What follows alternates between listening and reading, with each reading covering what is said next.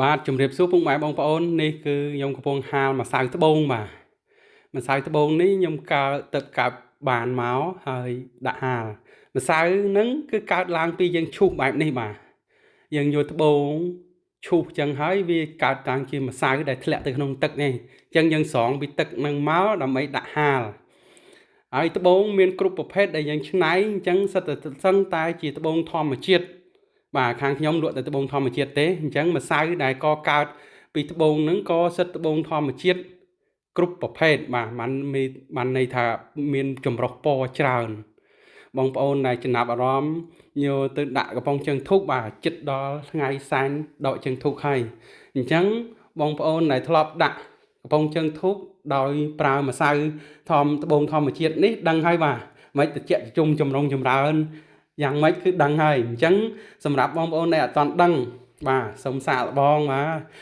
ម្សៅត្បូងខាងខ្ញុំនេះសុទ្ធតែមកចេញពីត្បូងដែលមាន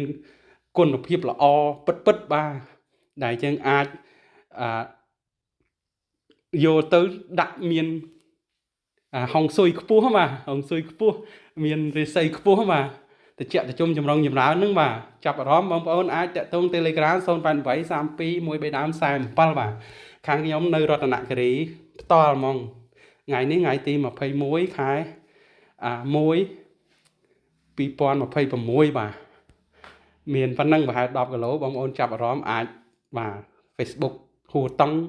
បាទ Telegram 088321347នេះជាប្រភពម្សៅដ៏អស្ចារ្យដែលយើងកើតចេញពីការច្នៃត្បូងបាទឈូសចាប់រៀងត្បូងបាទចេញជាម្សៅនឹងមក